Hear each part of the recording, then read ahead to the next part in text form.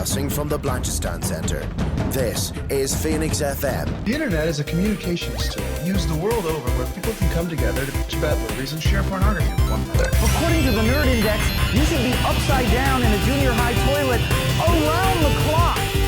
This is We'll do it live! Time goes in, time goes out. Never miscommunication. It's over 9,000! My name is Foxy. The balls are in there.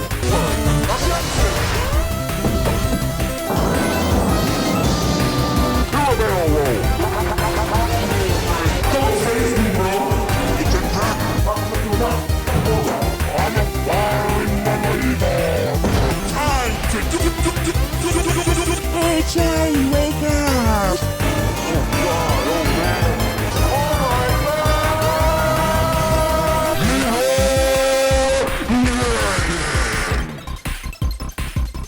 Hello and welcome to this week's edition of the Nerd to Know Basis Show, airing on Phoenix 92.5 FM and Spotify, our website, and YouTube now, where I understand we've been getting a fair few clicks and comments, so thank you very much for that.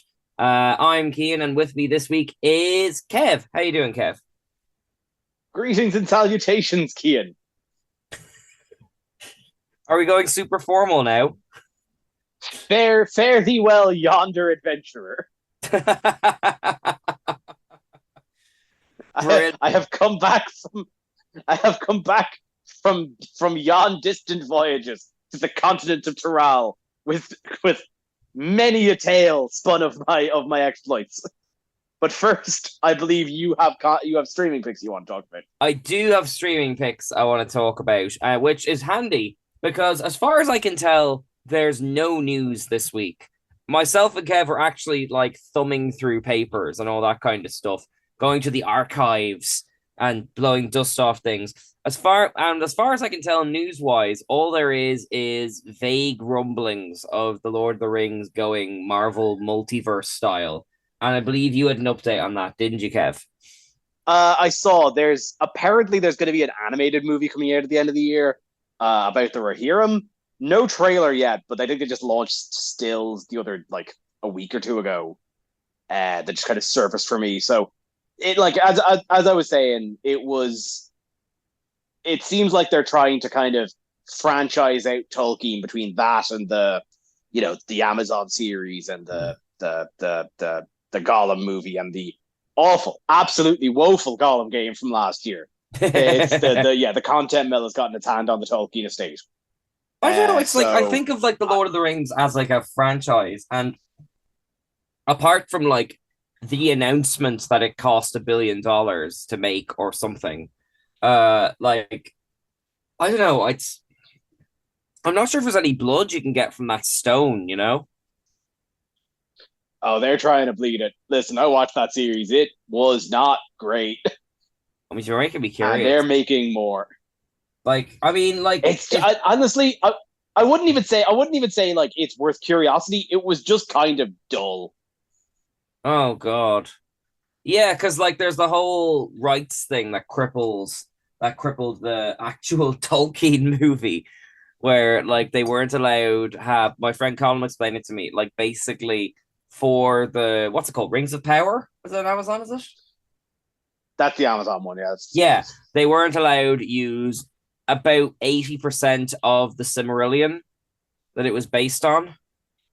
So they sort of had to take stuff like Galadriel and just like really stretch it out, like, you know? Yeah, like it distinctly takes place between like the Silmarillion and, the forging of the rings, in that age where really nothing happens and they've had to stretch that into a TV series. That's my favorite bit of Lord of the Rings, when Galadriel in that big cool opening intro explains after the Sauron bit that nothing happens for a long time. And then we see nothing happening for a long time. Until something does happen. We don't have the rights for that. I'm still gobsmacked that the Tolkien movie came out without the rights to Lord of the Rings or The Hobbit. Like, I'll hand on heart, I have not seen it. I can't rate it for quality.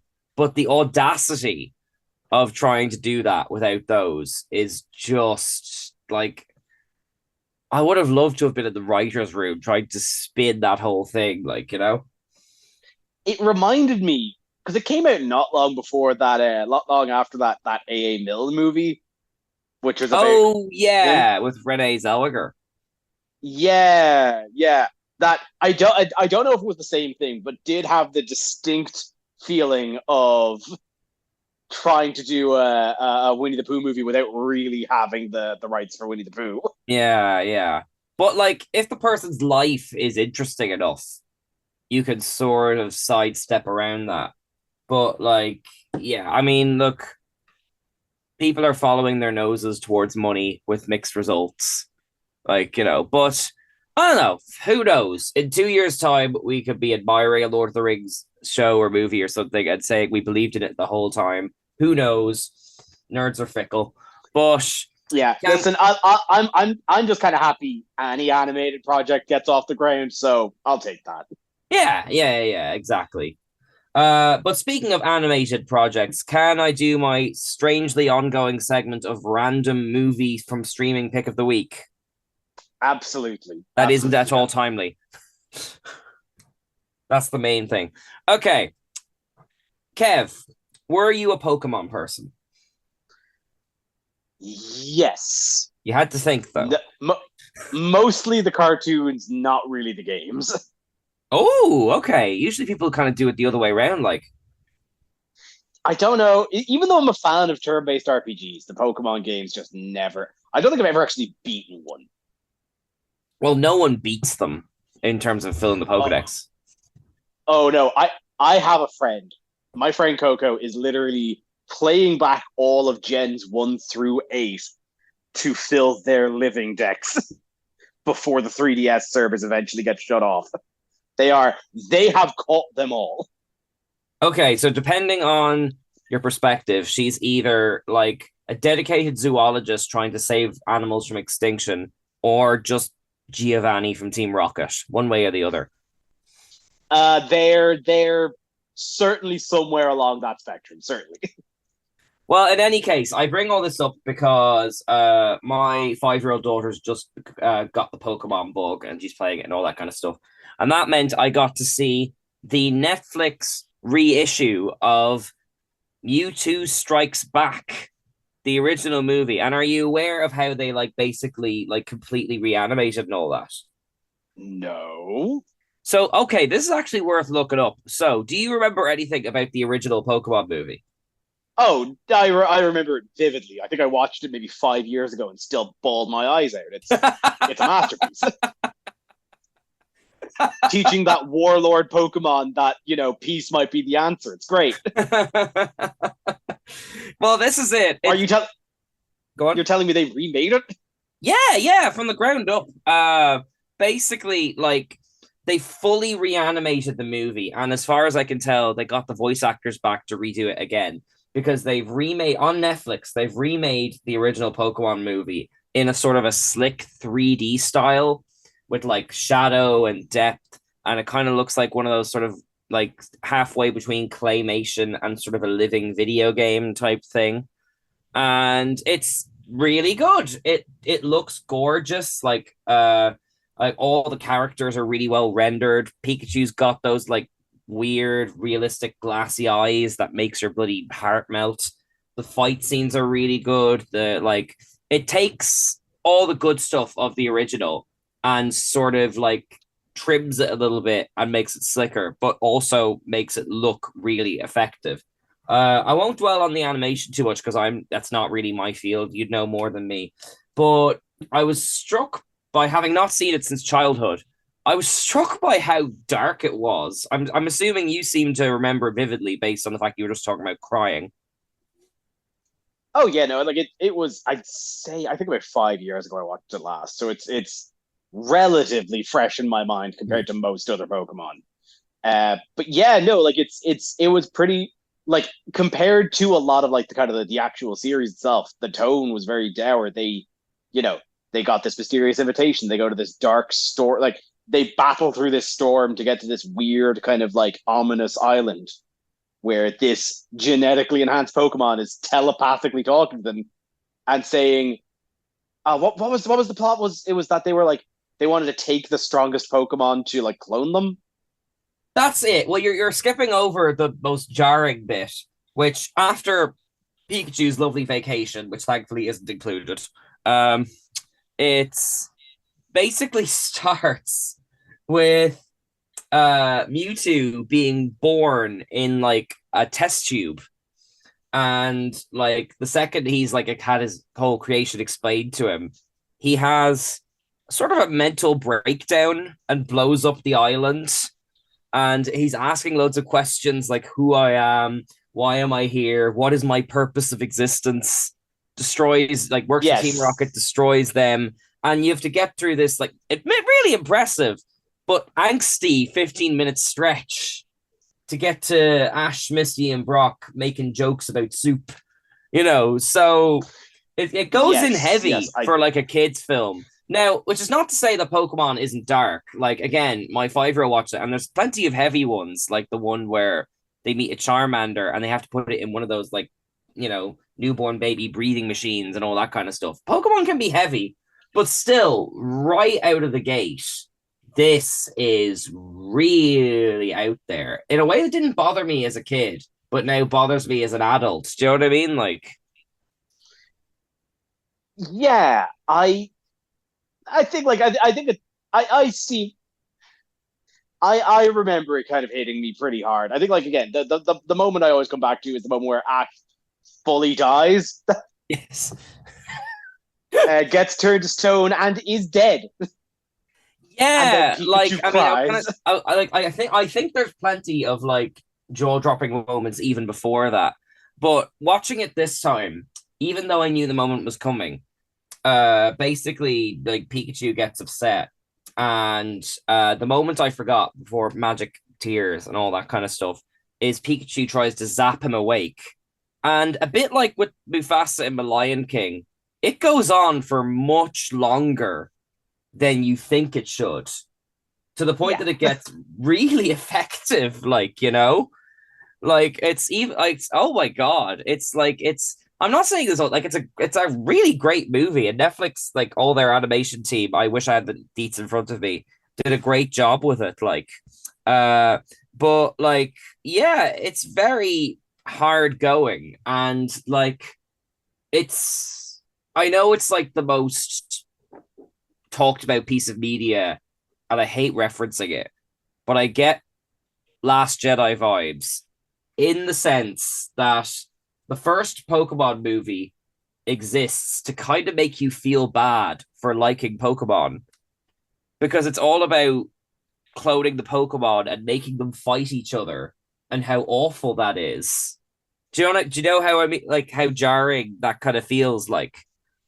Yeah, it looks at the idea of, hey, from the outset of the games, you're meant to make these things fight. Maybe that's actually pretty bad, and we should all just be friends.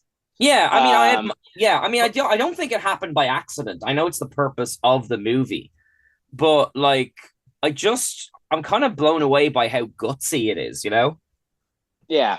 What I want to ask though is like, in your opinion, why do you think they did this? Like, what?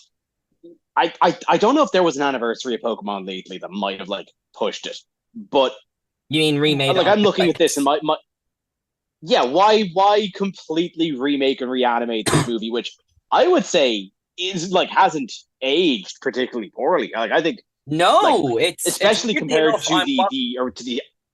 You're right, because I'm watching, coincidentally enough, Evangelion, the original series at the moment, and there are like, now this is a very basic comparison, but certainly the Mewtwo blowing up the lab in the start sequence does have some of those like similar art textures, like the way walls shatter and the lightning looks, and like the way screens are presented and all that.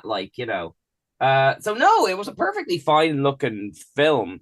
The only my best guess is that Netflix probably has most of the Pokemon content. Amazon Prime has some, and I know that like Pokemon has its own streaming service called like Pokeflix or something like that. So my best guess is that it was kind of a twofer thing where it's designed to hook the newer, younger Pokemon people because of the way it looks, and to draw people back because they remember that one the best because of all the trauma, you know? Yeah, I like it. It just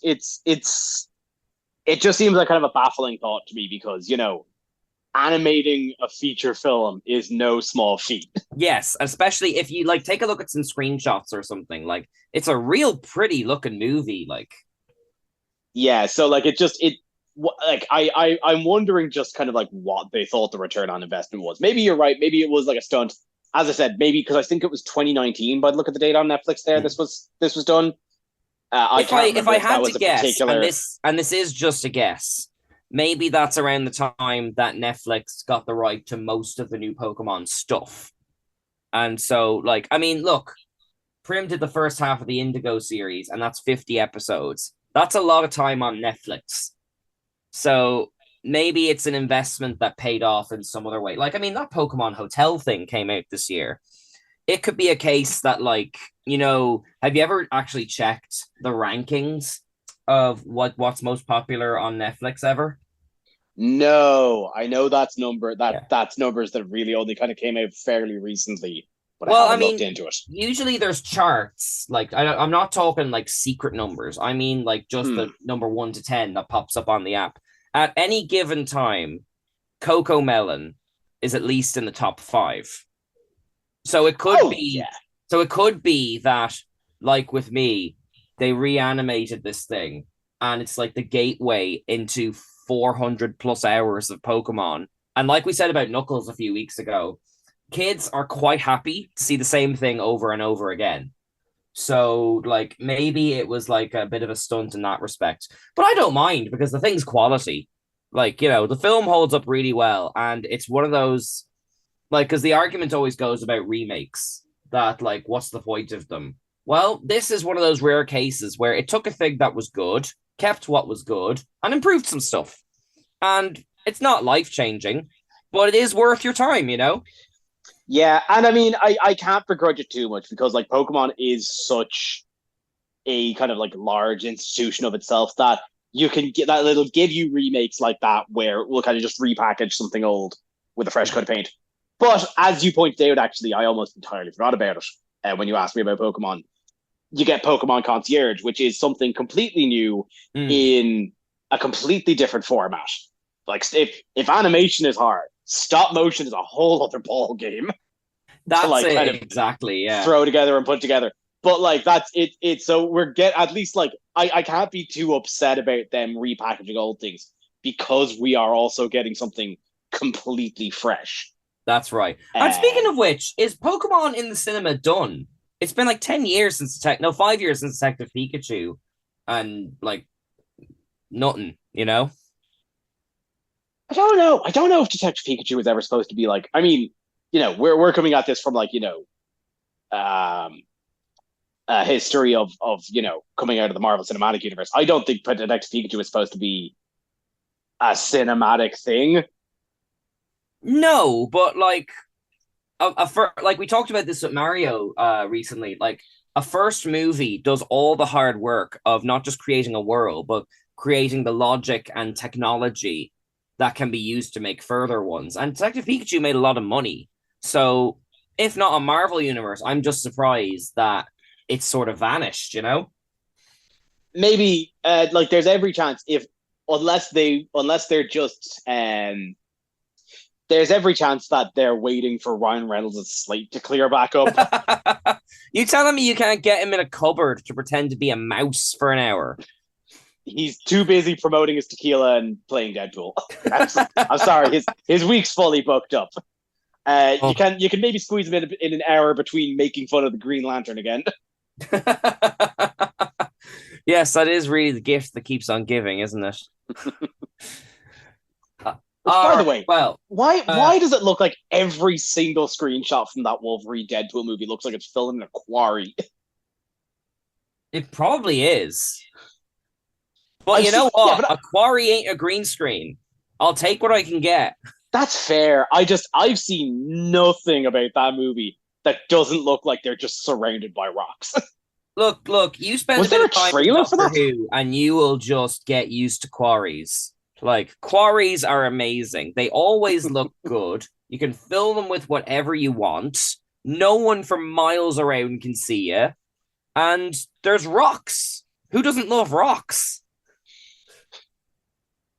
Like, all of Star Trek was filmed in a quarry, No, yeah, you got me there. except for when they couldn't afford a quarry and they made a fake quarry. I have a Star Except for- Trek bug where, like, you pour the hot water in and they vanish on the teleport or whatever it is, a transporter, and pop up on the planet. And that planet is a quarry with a red sky because they know what they want. Unless they need to have rocks they can actually lift, then those rocks are made of foam. Oh my God. Yeah. It's like, you know what it's like with the Star Trek fake rocks? And I know we're like kind of tangenting here. It's like in like a Ghibli movie where you're looking at a wall and one rock has much more texture than the rest, and you know it's about to crumble or something like that. That's the fake rocks in Star Trek. You can see it from like a mile away, like, you know. It's the PlayStation 1 style rendering where Yeah. everything else is a pre-rendered background except for that one 3D object that's conspicuously Like, out of if I sync. lived in that world, I would just avoid anything with extra texture. Nothing good can come of this. Well, I think if you're living in Resident Evil world, I think you got bigger problems than textures. All right. Well, since we're talking about gaming, I believe you want to talk about Final Fantasy XIV, the only Final Fantasy game I haven't played apart from 11. So tell me what's new. It is my entire life since we last recorded. So just the other day, the new expansion for Final Fantasy XIV launched, called Dawn Trail. Now, as Keen alluded to, the reason he hasn't played it, Final Fantasy XIV was one of the two MMORPGs, so completely online Final Fantasies. And 14 has been running for over a decade now at this point, and has become just exceptionally successful. Like, just like a massive success, like from player base to like storytelling. It's huge. And Dawn Trail, like, it seems so unlikely in this day and age that something A has lasted that long and B has lasted that long, considering it wasn't all that popular to begin with. I mean, imagine all of those like open world games that have come and gone. Like, probably Anthem probably came out after Final Fantasy XIV, and everyone's forgotten that ever existed. Like, you know. Well, see, here's the funny thing as well. Final Fantasy XIV initially did come and go. The version we're playing is 2.0. There was the original launch of Final Fantasy XIV was such a flop. They in-game created a cataclysm and wiped the slate clean and rebooted the game, with that cataclysm being like, yeah, with that cataclysm, with that meteor hitting the Earth being I'm serious. That's what happened. No, a moon fell from the sky and wiped the slate clean. Oh my God. Okay, well, like, you're a person who likes a good game. You helped get me into Persona 5. What is it that's making this eat your life? Well, to kind of put it back, like, the reason I got into it was COVID. As most Good reason things. as any. Good reason as any. A game where I could play with my friends. Yeah, great. I don't have to leave my house for that. And then from there, the storytelling in 14 is truly some of the best the franchise has ever had. Across its first 4 expansions, up until the previous one, Endwalker, was just one saga where the stakes grew from you're a lowly adventurer hunting spiders to you're fighting the god of despair at the edge of time and the universe. Um, and it's huge and powerful and emotional and climactic. And then Endwalker finishes. And you are your character, because it's an MMO, you make a custom character for it. But that's what I was about to ask you. Like, how, like, this is what always I find jarring about the sort of MMO type thing, which is that, like, you have to get involved in this epic story, but you and 14 other strangers are going on the same story. So how does that all, like, link up, like? It actually narrows the focus to be a very single player experience. Like, Okay. the plot doesn't talk about the fact that there's other players. They as far as the plot's concerned, any other players are NPCs. They're not the Warrior of Light. You are. Right. And it only really kind of acknowledges them when you have to go into, multi-person content like dungeon raids and boss fights that involve about 8 to 24 people. Right. So it is a very narrowed, like, single player experience that they've actually been implementing. Where you can do a lot of dungeons now with NPC supports, which I would actually thoroughly recommend. If you're starting 14, I think the NPC support system has been implemented across all the expansions now. I would recommend doing that the first time you're going into a dungeon, because the NPCs have some, like, flavor dialogue. They'll show you, they'll kind of, following them will, like, show you kind of how a lot of the mechanics work.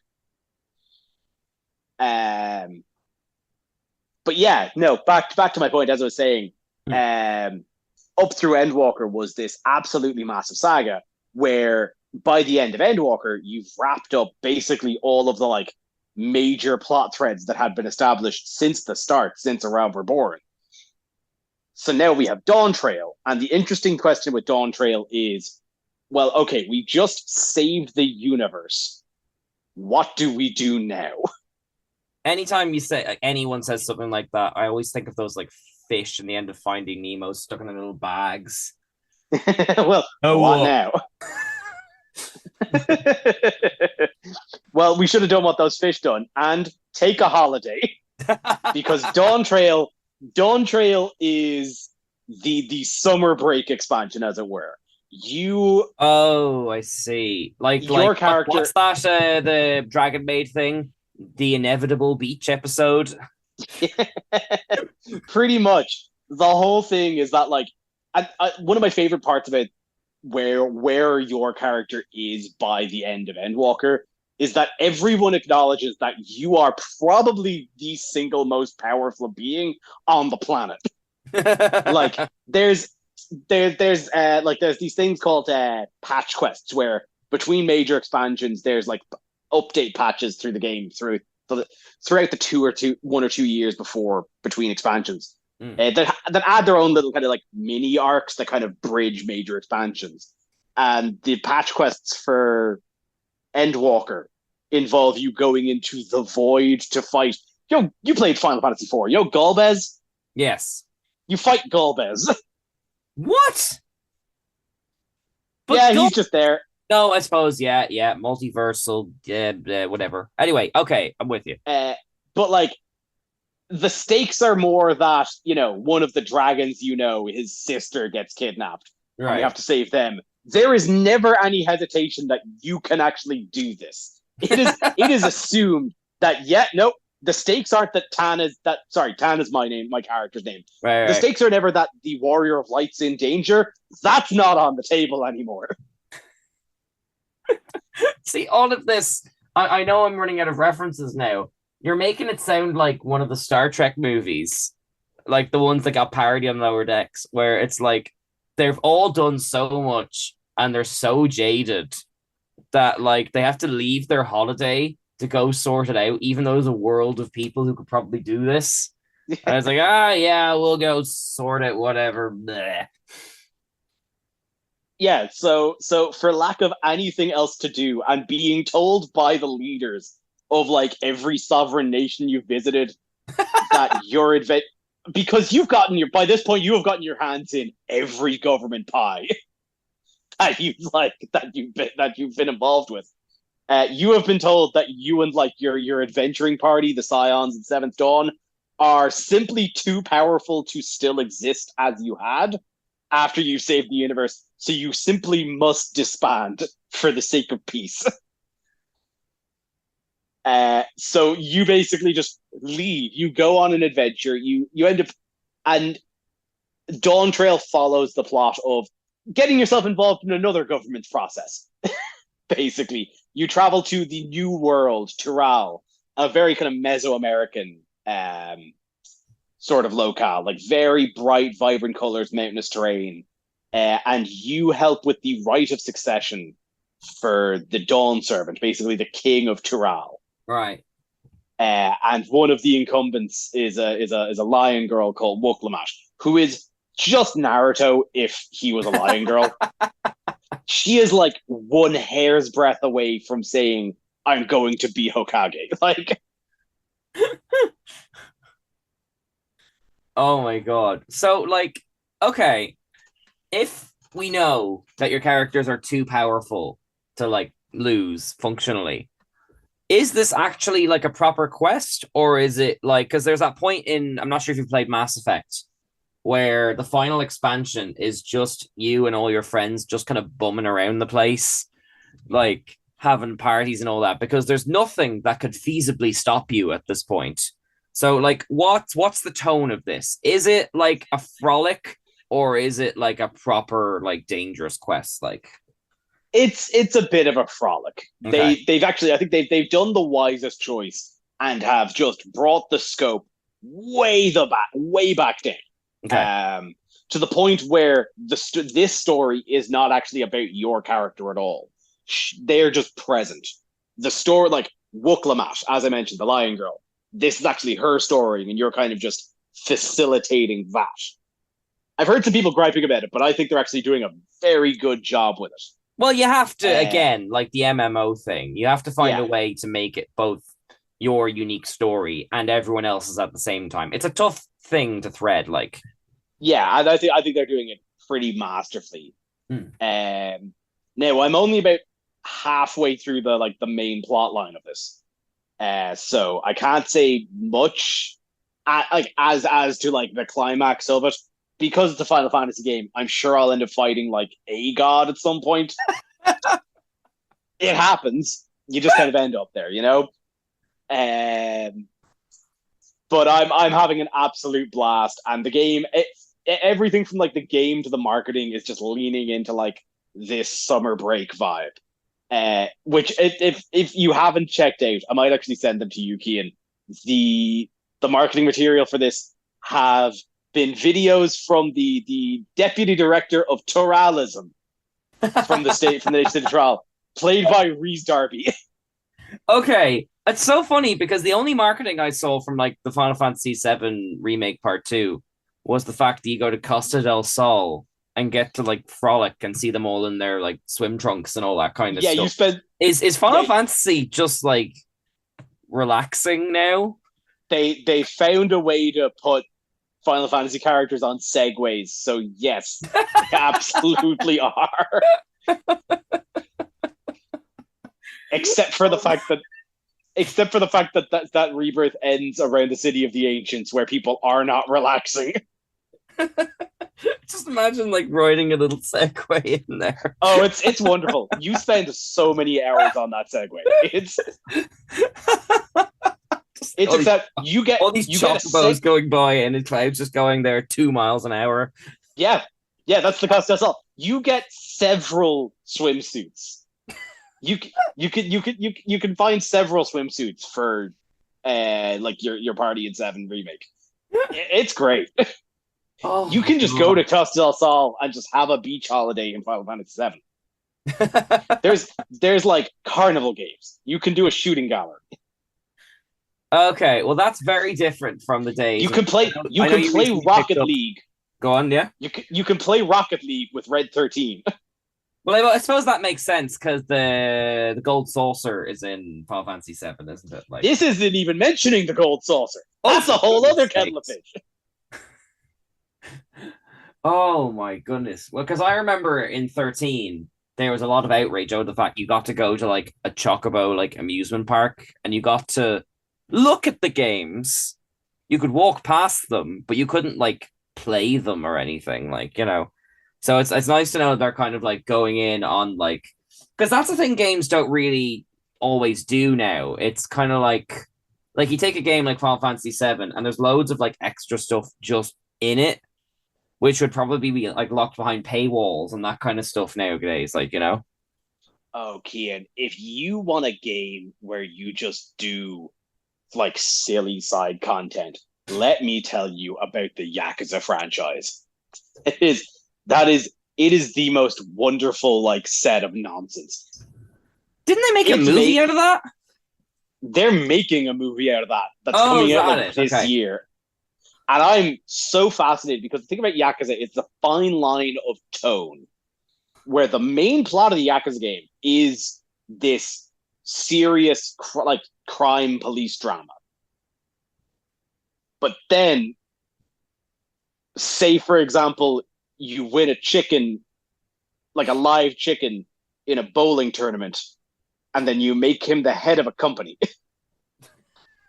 You don't need to sell me on this. I've already seen the Ace Attorney movie. And that chicken is making a 6-figure salary. Look, that chicken can make a 6-figure. I've already seen the parrot on the witness stand. Your character gets your character, who is like a 25-year-old man in Yakuza 0, right, hangs out with a bunch of 10-year-olds because he's just so into pocket circuit racing, and the game backs that up with just this dense customization mechanic to like customize these little pocket cars. You're starting to talk me into this. What game platform is it on? Oh, Yakuza. It goes across a bunch. I think 0 is on PS4 and PC. 0 is the one I'd recommend. It was a prequel that came out a couple of decades after the series had been on, but it's a perfect jumping on point.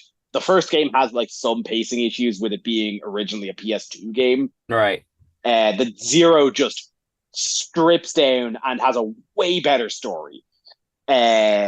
If you're planning on jumping into the Yakuza franchise, Yakuza 0 is well worth it. It's incredible. Okay. All right. Well, I'm still deep in Persona 5 and Ace Attorney, but I'll put that on my ever-growing list. But how much time do we have left? And please edit that out, Dara. Not the Yakuza bit, just me saying how much time is left.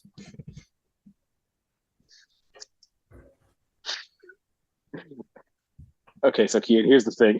What? I didn't hit go on the record. I didn't hit go. I didn't hit the timer. You had one job.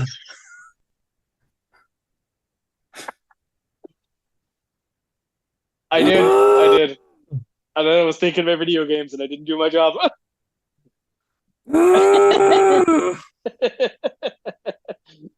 This is my other ongoing segment. Kian turns into one of those rage-quitting YouTubers from the early 2010s. Where did all those people go? Is there like an island somewhere? No, I think they're still on YouTube. I think they're still there. The Nostalgia Critic is still making videos. Nobody's watching them, though. Okay, we've got our topic for the rest of the episode. So...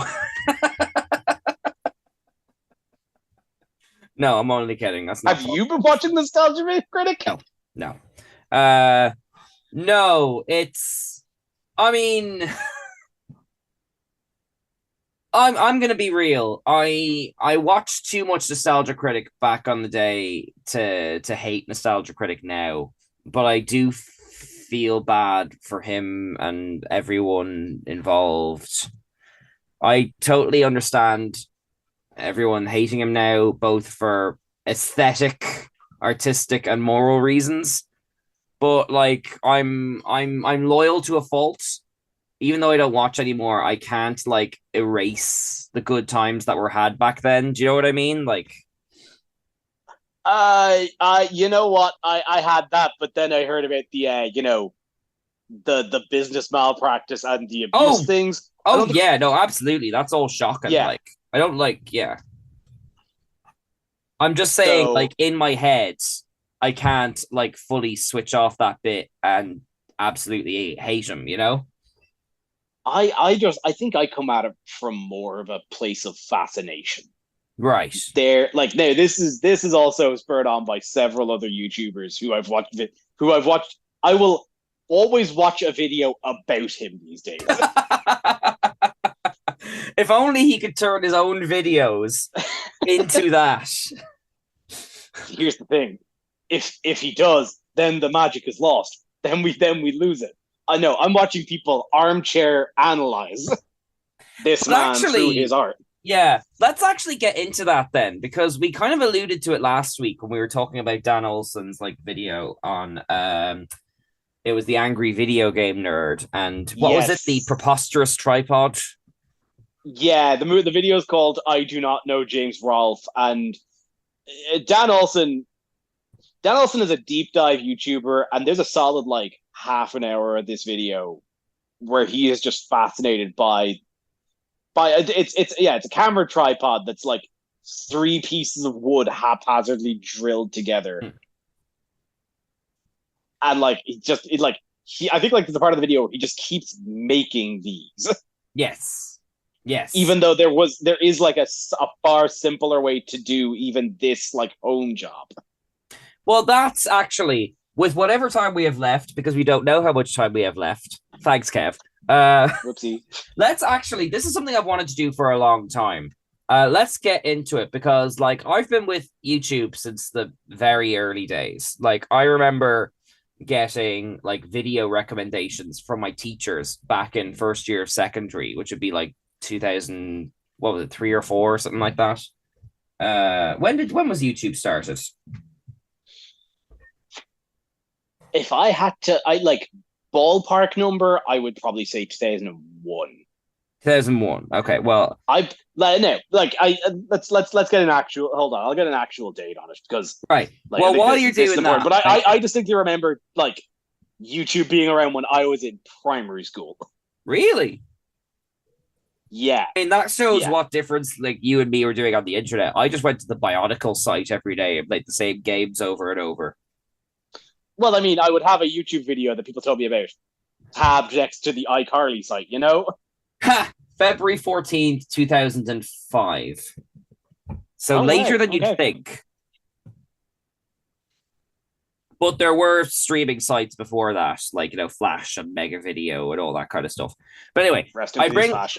Yeah, but I bring all this up because, like, I'm really fascinated with how, like, broadly speaking, YouTube started as sort of a space that was like owned by like the Angry Video Game Nerd and like that guy with the glasses, that whole crew. They're little Avengers of reviewers who were not all angry. Like I think Lindsay Ellis, even though she's disowned her early stuff, was pretty intellectual from the beginning. But like how they were sort of like, at least in my little eco bubble, whatever, were kind of the main content creators on YouTube making that kind of stuff. And now it's all like, to stick with that also, like 3-hour videos on Bitcoin and like think pieces on like movies you haven't seen, but you'll happily watch a video about it for 2.5 hours. And like, do you have like any nostalgia for the pre-long form video essay like film brain throwing things at a camera like era or anything like that?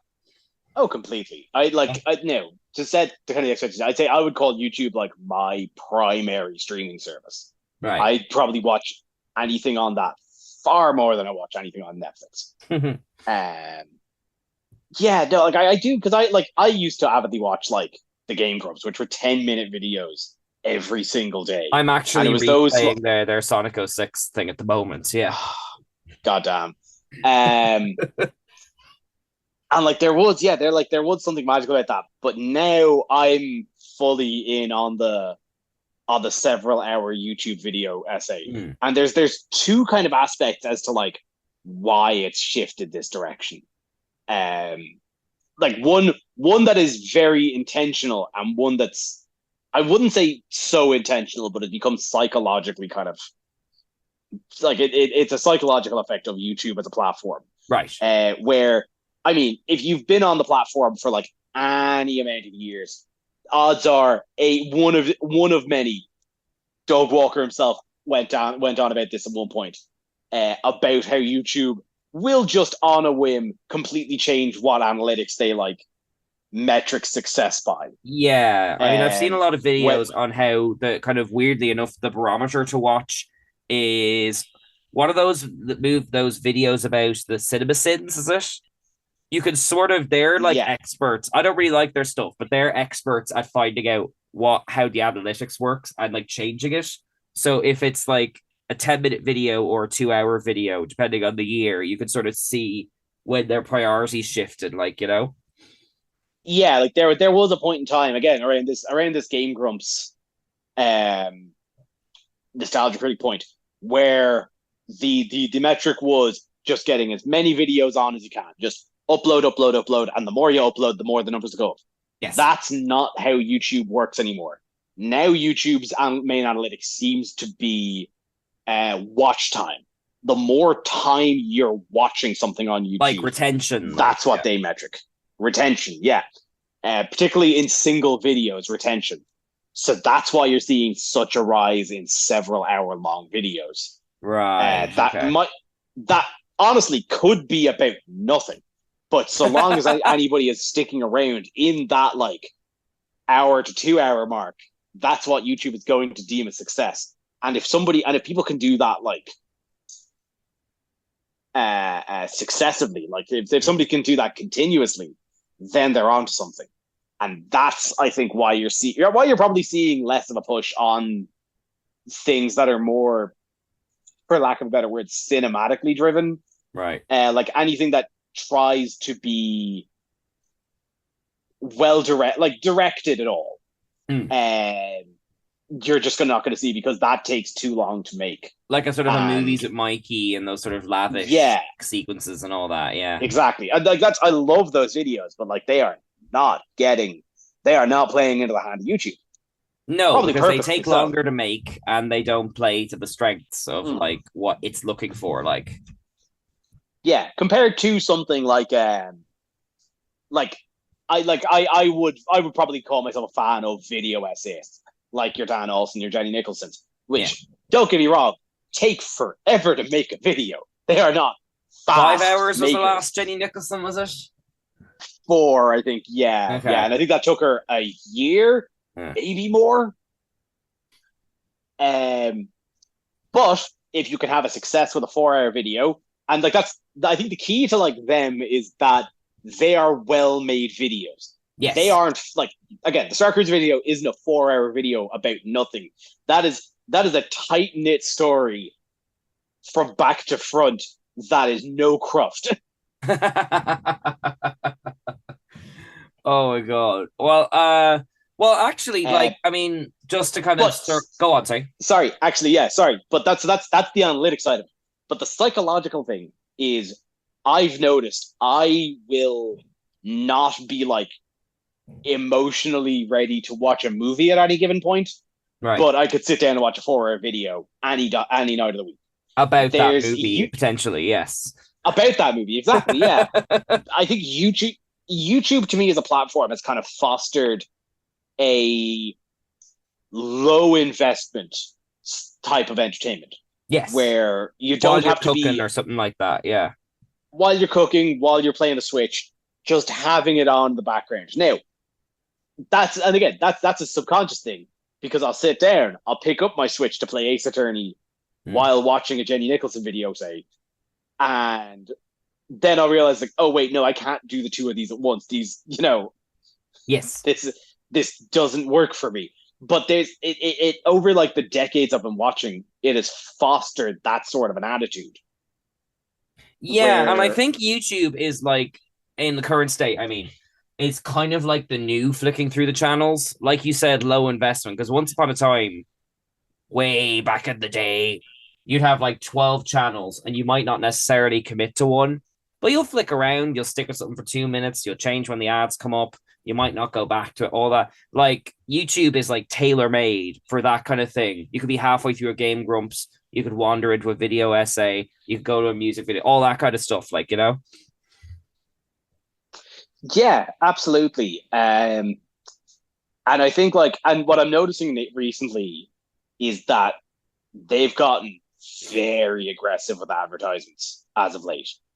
I think like I'm noticing ads, unskippable ads up to about 50 seconds these days. Yes. But the thing is that like I'm not they're kind of like they've got themselves in a bit of a corner, for me at least. Where it's probably exactly where they want to be, because you know they get to play more ads. Where I'm not going to pay YouTube. I'm not going to pay Google for their service. You know, that's not going to happen. Yeah, because it's not YouTube giving me the service; it's the creators. But like, you know? I get you. Like, but like, just to kind of circle back a bit, because I mean, we are going to run long. I'm sorry. I hope you know where to be.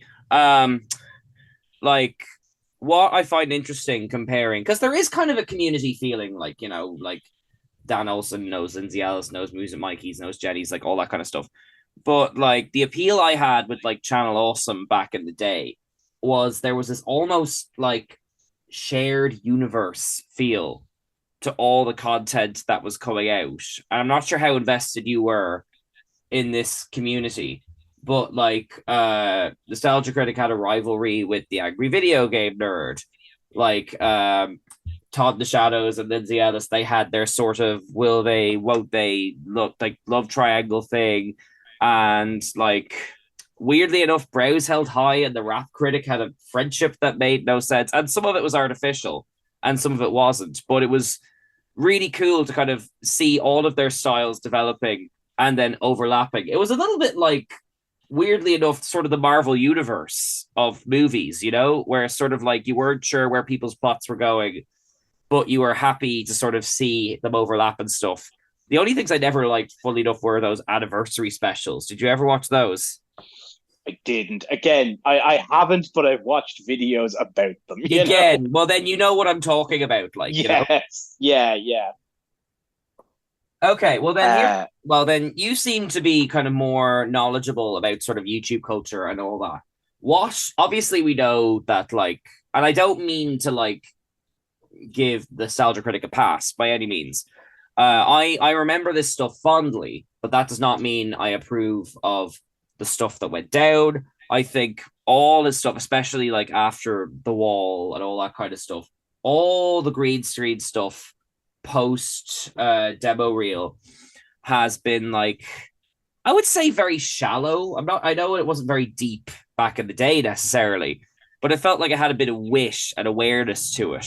Like, you know, but my question is, and maybe it's bigger than like Channel also, what do you think were the things that shifted out of the man yells angrily at ET video game into the more thinky sort of let's look at a camera on the roof for 3 hours and mull about life type YouTube where we're at now?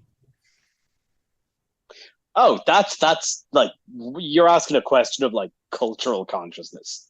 You know, the early 2010s, particularly internet culture of the early 2010s, was being angry about literally anything that you could find. And most of YouTube and most of the internet have kind of just most internet consciousness, and I would say popular consciousness, have moved away from that because, you know, in hindsight, it was kind of cringe. It was cringe, but it was compelling, you know? Like, let's I don't like when people sort of like take something that was very popular and sort of like retro engineer what was good about it and what wasn't. Like, what was compelling about the angry, like, you like Game Grumps? What's so compelling about Knuckles driving Aaron to leave the room out of just because he's stuck to a rock on the roof, you know? I think like with a lot of that stuff, there was a homegrown feeling of these are guys with a camera and a recording setup. Like, I think like the dream was they kind of made the dream, Yes. which is that you can record yourself playing video games and make a living doing that. And now they've kind of passed that where they're fairly successful, and now micro celebrities, but still celebrities, and they've just kind of lost that. It's lost that kind of indie touch. And I know like it's hackney to say, well, they're not cool anymore because now they're popular. Mm. But it has lost a sense of the charm of it. Yeah, I mean, Where I think particularly with things like the Nostalgia Critic, it feels like he's just kind of like spinning the wheels. He's doing what he knows is popular, but there's no inspiration. Yes, I agree. I mean, like, because back in the day, like, and I keep going back to the green screens and all that kind of stuff, like, but back in the day, like, if there was like a sight gag or something that involved a green screen, like, I was thinking about this the other day, actually, just coincidentally, like, in his epic, like, Moulin Rouge video, there's a sequence where he's like walking sadly while they sing a parody song, and like it starts with him just like in a field, and then it's him on a beach, and then it's him on the moon, and it makes no sense that he's walking to these places. But like you said, the fact that it was sort of outsider kind of meant like it had that sort of kitschy charm to it. But when you're like established and you're like 20 years deep or something like that, and your stuff looks worse than when it was cheap, I don't think it's cute anymore. Do you know what I mean? Like, yeah, absolutely. And I think that, yeah, as I said, that fed into kind of the consciousness where it is, and like we're 2020 is not 2010. We live in a jaded society. Yeah. So I think the popularity will always be pretty jaded itself. Yes. Well, let me say this because I'm almost like the guy in It's Always Sunny drawing the lines on the maps, like Carol and all that. But I think you can sort of draw a line from like the sort of the angry video game nerd thing to the likes of Markiplier and Jacksepticeye getting really angry at Five Nights at Freddy's, to like our sort of like modern YouTube essay thing. And like, weirdly enough, the conclusion I'm sort of reaching is that what people found appealing in those sort of like angry things, and then the angry like Markipliers and stuff, they probably have moved over to Twitch, haven't they? That whole parasocial relationship thing with like creators on those kind of platforms, like. Yeah, Twitch and podcasting, because they're far easier to make on a platform that's far more ready to like do stuff for them than YouTube is. Yeah, Twitch. Like I have a couple of like people who a couple of YouTubers I used to follow who made very like highly produced videos that would take a while but would pull in numbers, have pretty much fully migrated to Twitch because it's way easier to just get on camera and vamp for like 3 hours than meticulously edit a YouTube video that could flop at any moment. That's just it. Super Eye Patch Wolf spends a fair bit of time on there, doesn't he? Like, and he still does the highly produced stuff. Like, yeah. Like it's like I think it's a way of like having that kind of like steady path. If you're like a Twitch partner, so long as you're like still in the Twitch's good graces, you can. It's a steady stream of income if you have the time to be able to like put towards it. Yes, I get you. And just to kind of wrap a bow on the sort of the channel awesome thing, even though like Nostalgia Critic's very cringy now, and the whole kind of operation, like we realize how much was going down. I am very happy for some of the people involved who have adapted by contrast and have gone on to greater things. Like one of my favorites is Todd in the Shadows, and he barely reviews pop songs anymore. His bread and butter now is doing like one-hit wonders and like tracking the entire careers of like the person behind this one song that you hear all the time but never investigated, or like Train Records, where he'll like find the album that killed like Metallica's career or something like that, if that even happened. Like or like obviously Lindsay Ellis is like a published author now. Film Brain, the guy who used to get angry and throw things at Die Hard sequels, is now like a proper critic, being invited to like these artsy film festivals. It's I mean, it is a parasocial relationship, but it's lovely to see that some of the people from that era have actually made the effort to like grow and adapt their style and change, and as a result have kind of stuck around with the new modern entertainment sort of industry, like, you know. Well, it's funny that name dropping the people that you have, because they're actually a case study of the way that industry is kind of going, because a lot of who you mentioned primarily use another platform now called Nebula. You probably heard it mentioned in a couple of their videos. Nebula, yeah. Where different groups like that are basically making their own bespoke streaming services. Nebula being one of them, where for a very low cost you get these videos without ads, sometimes early, with bonus content, or exclusively. Like Lindsay Ellis again puts videos up there now, doesn't she? Yes, because she got bullied off the internet because the internet hates women. So, yes, true. But yeah, like that's so. I think like it's a direction that like this sort of online content creator industry is going, and I mean, in some circumstances, like Nebula seems to be a marketed success, and it's able to fund these people to do creative things outside of the lens of YouTube while still being able to post on it. And I mean, I've gone on at length about how like high quality I think Dropout is, and that's all college humor alone, you know. So like it's certainly a way. Like, listen, the right. It's not always the right answer is just more streaming services, but you know, at least these seem to be more ethical streaming services. Yes, for lack of a better way of putting it. Oh yeah, sure. They produce while they last. Oh yeah, sure, of course. Like, you know, and they're starting to like produce films from these creators and like really properly invest in them and all that, aren't they? Yeah, I mean, Dropout's been doing like film budget stuff for a while now.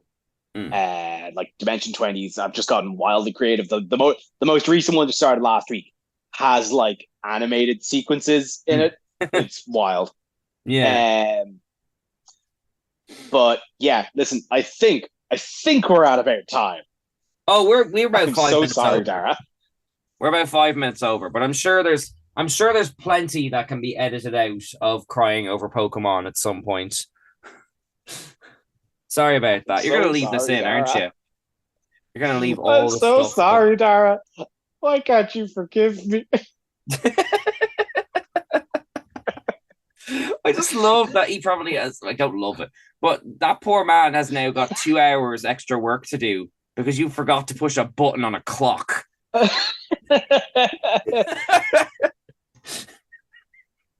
I'll make it up to you, Dara. I'll buy you sweets. I mean, can't edit the like, to video. circle My back to laptop's Game broken. Grumps, this is when like you can just see the poor editors having to put all the images and captions and ridiculous stuff they ask for while shooting the breeze about some nonsense, like, you know. Oh yeah, this is it, Keith. We've hit the big time. We're doing numbers on YouTube and failing to hit a button. This is the big time. Oh my god. Okay, so in conclusion, Lord of the Rings is now a cinematic universe. Pokemon make people cry. Final Fantasy heroes take beach vacations. And the internet has gone on a strange 2 decades journey of original creators. All of that will come up on the test next week. Right after you talk more about the Acolyte. Jesus. We'll get to it. Thank you all for listening.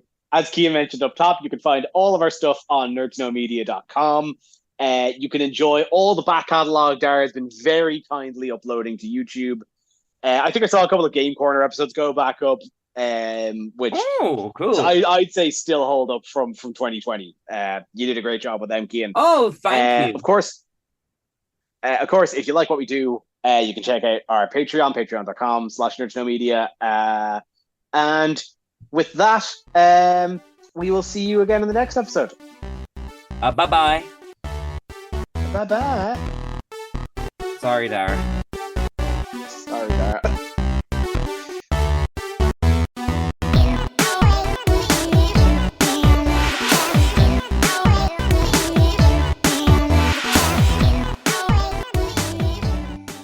Alright, so you're listening to the podcast, you're like, hey, I'm not in Ireland, how do I get in touch? Well, TuneIn has you covered. That's how you can check us out live when we're on the radio. You go to TuneIn and download the app, or you can check out the live streams on nerdtoknowmedia.com or Phoenix 92.5 FM. If you want to get in contact with us, it's very easy. Nerd to Know Media everywhere. Nerd to Know Media on Twitter, Nerd to Know Media Instagram, Nerd to Know Media on Twitch, Nerd to Know Media @gmail.com if you want to reach out via email. Hope to hear from you soon. Thank you for listening to a Nerd to Know Media production.